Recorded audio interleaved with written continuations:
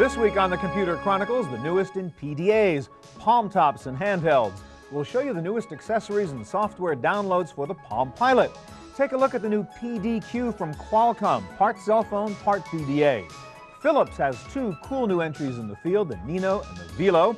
Plus a look at the new Hitachi mini notebook, a cool new Hewlett-Packard mobile device called the CapShare 910, and the smallest PDA of all, Franklin's Rex Pro. We'll also have a first look at Wireless Knowledge, the new mobile connectivity joint venture between Microsoft and Qualcomm. Plus my pick of the week, a new program to help you discover the joy of programming. It's all coming up next on the Computer Chronicles. The Computer Chronicles is made possible in part by Cybersmith, wired for fun and learning, with locations in Cambridge, Massachusetts, Palo Alto, California, and White Plains, New York. And by TechWeb, for up-to-the-minute technology news.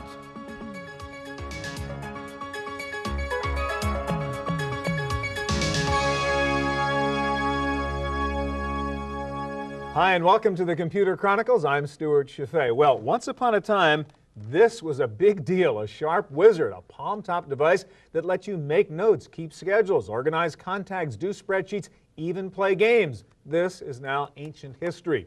In this new world of mobile computing, wireless devices, email, sync cradles, PDAs, handheld and palm-top computing devices are doing things we never thought possible in such a small form factor.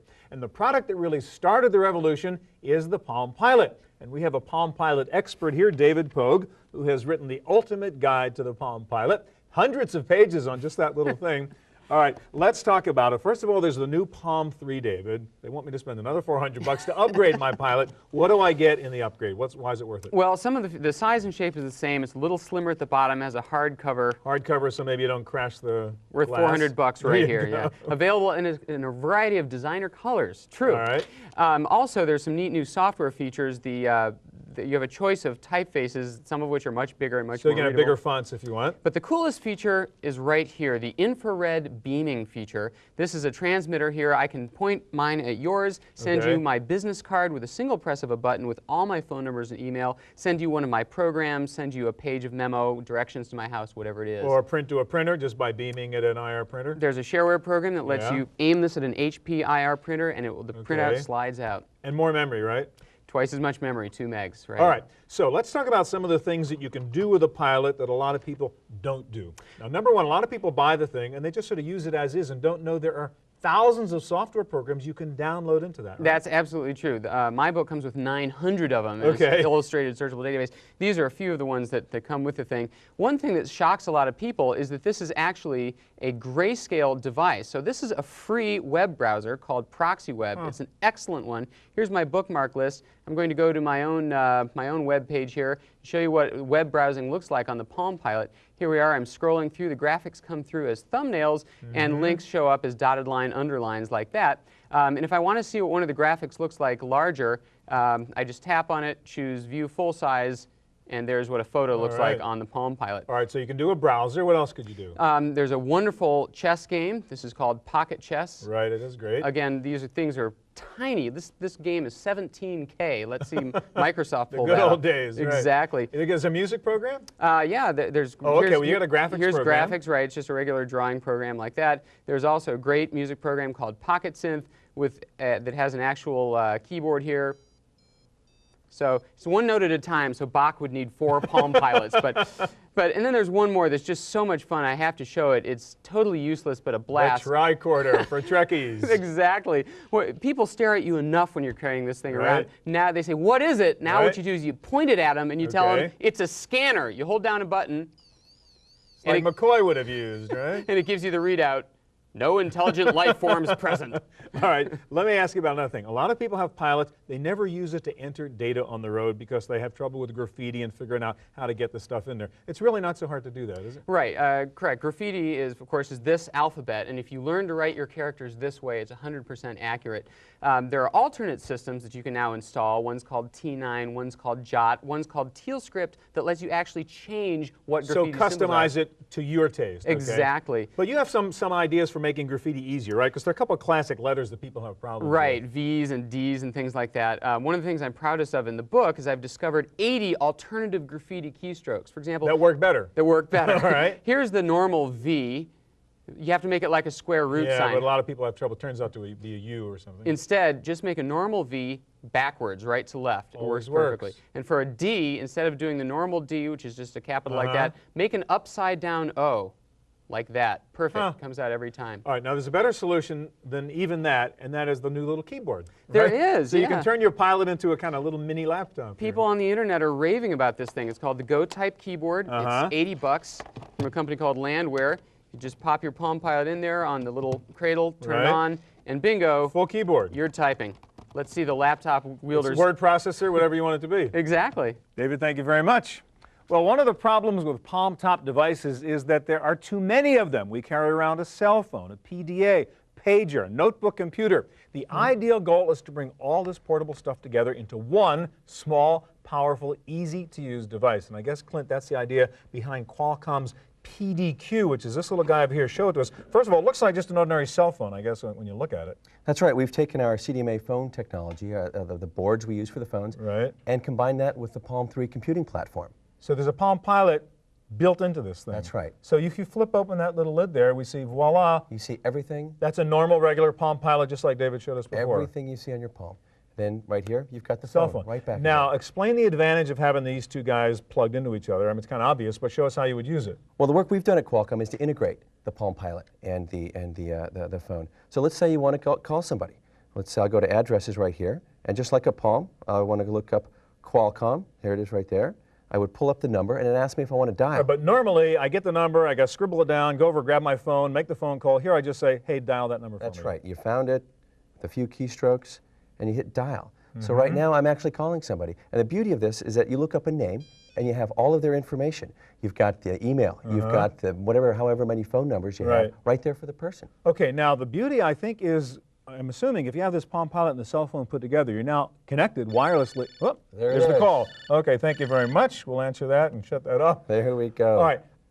I can send email with this too, right? Because I can just get into somebody's internet account. That's right. What we can do also, let's say I want to email Computer Chronicles. Okay. Let's do a find, just like I would here with the Palm Pilot. Okay. And it's bringing it up, and there's your producer. All right. So you're going to send her an email. Brings up her information and asks me down here, just like a Palm Pilot, am I done, edit, do I want a new message? Let's do dial. So there up comes the email. I hit email. Just enter a little email message. And it draws up the sheet right there. So now let's dial her and tell her hello. Okay. Now, right now the carriers don't have data up and running, but they will soon. And it's products like this that will get them moving on that. All right, now let's take it to the next step. I assume if you can send email using your PDQ, I could also access the web and look up my web page if I wanted to. That's the third application we've put together. And what you would do is, this has a browser on it, and it'll strip out all the graphics and pull up a normal home page for you.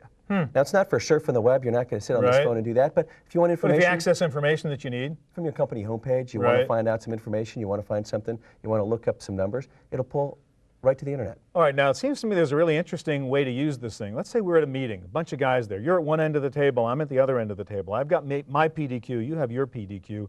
I could be kind of sneaky, right? And I really want to talk to you during the course of this meeting. Just send you a little email message from my little PDQ during the meeting, and you're going to look at it over at your other end of the table. Oh yeah, and it looks like we're taking notes. That's the beauty of it. Or there are fun applications. Yeah? Like you've seen chess that's loaded up on... So I'm sitting at the meeting and it's really boring. Really boring. And I want to play a game, and they think I'm doing my work. That's right. Meanwhile, you might be playing chess with a friend of yours halfway across the world. All right, so once again, this is simply like sitting at an internet terminal, being at my PC, right? I mean, I can almost do anything here because I am wirelessly interconnected to the web, to the net, to everything I want. That's right, everything you need. You carry your network around with you right here. So this is like the dream device, right? I mean, the Palm Pilot and the cell phone, so it's the interconnected Pilot in a wireless way. Right, and it's the integration that's the key. To pull up a number, to pull up a name, an email, or call somebody right away. All right, it's very cool. Thank you very much, Thank Clint. you. Well, the PDQ is pretty darn cool, but it is by no means the end game in the challenge to come up with the perfect mobile computing device. That'll take some new technologies and some new partnerships. But guess what? Qualcomm and Microsoft have just announced a new joint venture to do just that. Microsoft headquarters in Redmond, Washington was the site of a press conference announcing the formation of a new company called Wireless Knowledge. The joint venture between Microsoft and Qualcomm will provide a new range of wireless access across all kinds of devices and networks. Many people today many people coming to this event, I think, have a speculation that what we're talking about today has something specifically to do with Windows CE and handsets, etc. And it does not. We're here really to talk about quite a broad view and a specific set of server-based services which our carrier partners will be able to offer to their customers. Wireless Knowledge will provide telecom carriers with a central network operating center based on standard Internet protocols, one that supports virtually all wireless devices, from telephones to pagers to computers. Microsoft calls it an agnostic approach. Oh, we're the classic agnostic guys. What it means in terms of being agnostic is the microbrowser that we're making available will run on operating systems other than Windows operating systems. It will run on operating systems other than Windows CE or other than Windows. So that is being agnostic to us in terms of an operating system. Microsoft also introduced a micro browser for devices too small for Windows CE. The new browser will support email, calendars, and will synchronize the information across whatever devices are linked by the new service. But it's the local carriers that will be selling the service to end users. Our basic mentality as a company is to provide platforms. We sell somebody a Windows NT in exchange, and we introduce them to a partner, and that partner can then go help them provision a service. What we in Qualcomm elected to do in this case is to say, no, we'll provision the service, and then we'll offer it on an OEM basis to carriers who can package it in and make it part of their overall offering. While the network servers will use Microsoft Internet software, the new company's owners insist that they are providing a nonpartisan service up to a point. Well, Windows CE is sort of indirectly involved.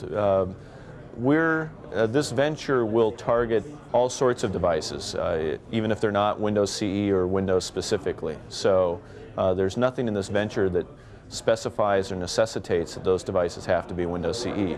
That said, we're going to be working very, very hard to make sure Windows CE are, the optimal devices to receive this information.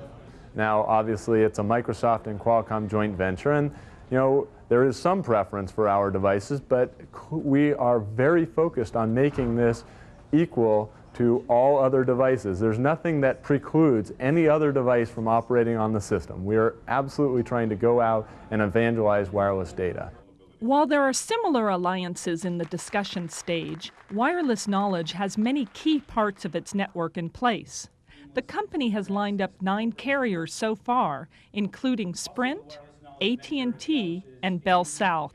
What made us decide we wanted to sign here was a belief that this truly was network technology agnostic, that Microsoft was in the game, that they were serious about enabling their products and services for wireless, and that through a combination of other factors, our networks, hardware, new terminals now that can run all day on batteries, the time was right. As a carrier, we could have created the same set of applications. We might be working on similar things. So Wireless Knowledge is only one of a portfolio of services. But Microsoft and Qualcomm, having made the decision to create these services, made it very easy for us to decide whether we want to be part of it. For the Computer Chronicles, I'm Sarah O'Brien.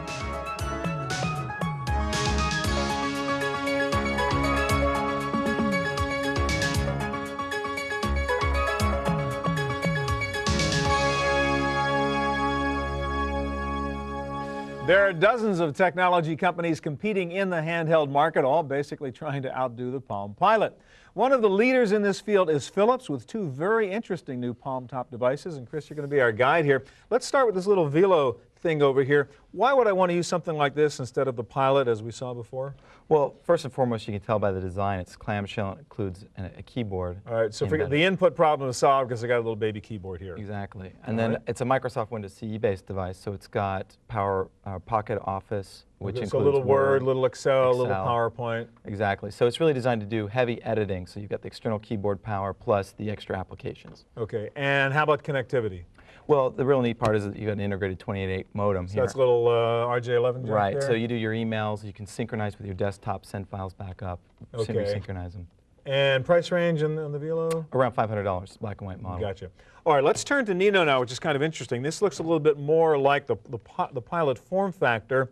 The issue with these things, as we've talked about it, is how do you get stuff into it? That's still difficult, whether it's graffiti or whatever. How have you tried to solve that problem with the Nino? Right, you've hit it on the head. It's getting things in and out is the essential part of this product. So we really started with the external design, and then we put the access for applications, the buttons, on the outside, so you could do single-hand operation. You're driving a car. So you can navigate this thing without needing a pen and tapping on the screen and doing it that way. Hit a button. I pulled up my calendar here. All right, now we talked earlier about people, wanting to enter stuff and write with a pen on the screen. Some people have trouble with graffiti. You, in fact, use a different kind of handwriting recognition system, don't you? The operating system for Microsoft includes Jot, which is a character set that you learn how to write. The Smart Writer, which you've mentioned, is an application that learns the way you write. So we'll pull up a note taker here and do a new note. And I'll just pull up my pen. Now I can write anywhere on the screen as opposed to... So you don't have just that little teeny area to write in. And then I just... And you can write any way you want to write, and eventually it'll learn how you write these letters. Exactly. Okay, you don't have to do its thing. Let's talk about speech. That's another way to solve the problem of getting stuff into this device. Right. One thing you can do with this, as I understand it, is just talk to it, right, and record. It's a digital tape recorder. Instead of calling your office voicemail to leave yourself a note, you pick up your Nino, and I've programmed the first key to be the voice recorder. So how do we do that? I press the first one. We're at Computer Chronicles, having a good time. Now I know the recording's done. I'll just press play. I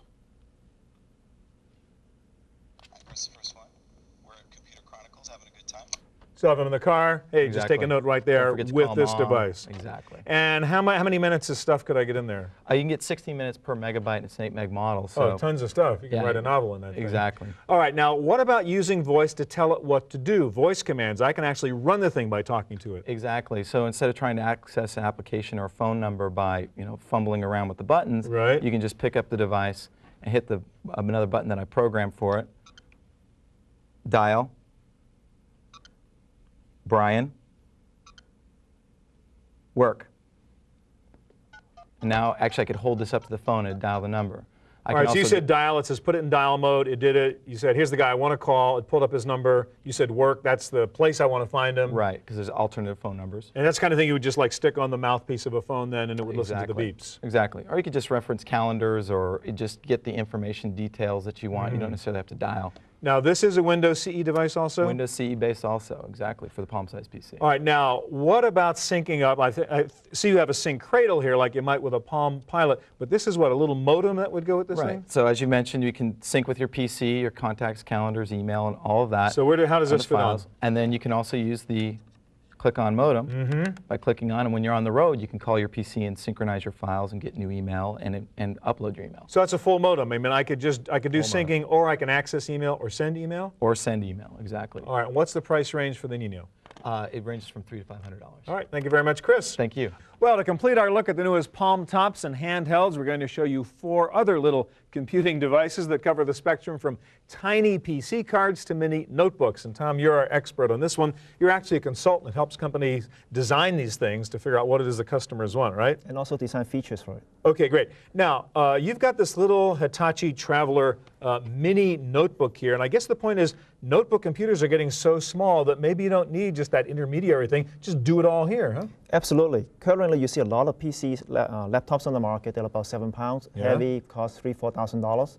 And the trend is going to smaller sizes, like this Hitachi box. It's under 3 pounds. This is under 3 pounds. Tiny. It's tiny. It's about 10 inches. It's got 3.2 gigabyte drive. The usual spec you see from any laptop PCs. Does everything. I mean, it does full everything. Windows PC. And especially this one is targeted for the office usage because, as you can see on the corner Ethernet here, port in there already, so it's network ready. So you don't have to plug in a PC card and have dongles and cables that would break, and you lose cables and things like that. Great. So nice little machine. This is the battery in the back here, right? So it's easy to snap on a second battery. Off. It's actually pretty easy. There you go. That's it. All right, so maybe that's one solution if you really just want to have it all in one box. Precisely. All right, let's go to another Hitachi guy, which is little HPW here. Now, what do I lose when I go down to something this small? Well, what separates this smaller box from the bigger box is that this one runs Windows CE and not Windows 95. Let's bring that forward a bit so everybody can see it. So this is a CE device, not a full Windows device. So it runs all the Microsoft what you call baby apps, Right. and pocket applications for Word, for Excel, for PowerPoint. The problem with the notebooks is when you want to turn it on to look up somebody's phone number, it takes you 5 minutes for the thing to boot up. have to wait for it to That boot up. solves that problem, Well, right? let's see how that works. Turn it on, Turn it on. darn thing is on, That's normally. it. Yeah. So it's one touch, instant on, because this box never goes completely shut off. It goes to Right. suspend mode, it goes to sleep. So when you turn power on, the machine comes on. So what kind of battery life would I get out of this then? On a box like this, for normal usage, you get 10 to 12 hours Really? of battery life.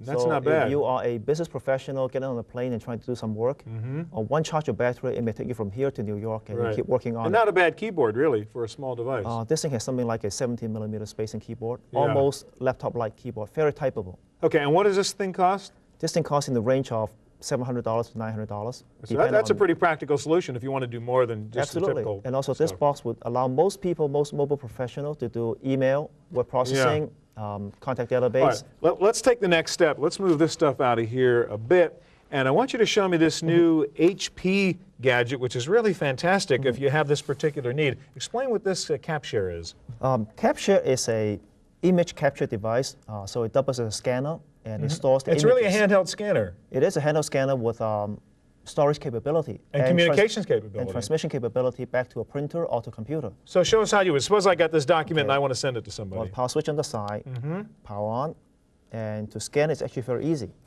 It's You just put a it down hand here, scanner. Hand scanner, the light comes on, tells you it's Gotcha. activated. You go like this, and And now we've got a it's little built-in processing. screen Right. that shows us the documents in there. so now let me do a zoom. There's 2 levels of zoom. Right. It gets bigger, and you can rotate the images. And now I can dump this, what, into my PC? 2 things you can do. There's an IRDA port here. Uh-huh. You can point them to a printer with IRDA So I support. can print it directly? And print it, or point it to a PC with IRDA support, and it will upload the images to your PC. Or email it if I wanted to? Once it's on the PC, then you can Yeah, email okay. it. You cannot email from this box. That's a really cool thing. But you look at CapShare. the format of the files is a PDF format. Okay, That so means you put it you right can up on the web. Right on the web, and Great. any computer will open it. All right, I guess if size really matters, only on the small end, this Rex Pro is really the ideal device. This is just a PC card, right, that slips into your notebook computer. Absolutely. This slips into PC cards for you to download data from the laptop, contact database, appointment information, and things like that. And it's so small you can put it in your pocket. And what does this hold now? How much does this hold? A product like that will hold something like 2,000 to 5,000 addresses, depending on the That's memory plenty. configuration. Plenty. And this is the new Rex Pro, which you can input device. On the old one, you actually couldn't put information in on the road. Correct. Here you can actually punch in here and actually enter data and so Absolutely. on. And it's pretty inexpensive also, right? These are a couple $100, so they're inexpensive to the point that you can afford to buy 2 of them. So if you have one, and say if you're lucky enough to have a secretary, secretary has one, what do you do then? You give the secretary one in the morning, Yeah. and he or she would enter the business card information that you collected in the last day, update your appointment, and as you leave the office in the afternoon, Just keep on swapping you these swap. things each time. Everybody's up to date. Absolutely. Pretty easy. Thank you very much, Tom. All right, that's our look at handheld computing devices. Hope you found one you like.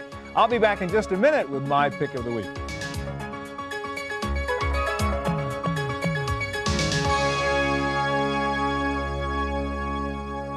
Now for my pick of the week.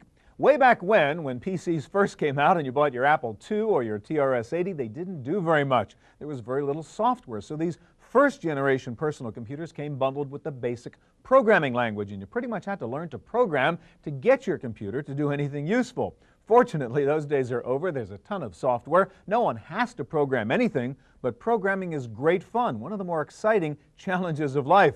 So I'm delighted to see that Interplay has come out with a terrific new piece of software that lets today's generation of computer owners learn again the thrill of writing a computer program.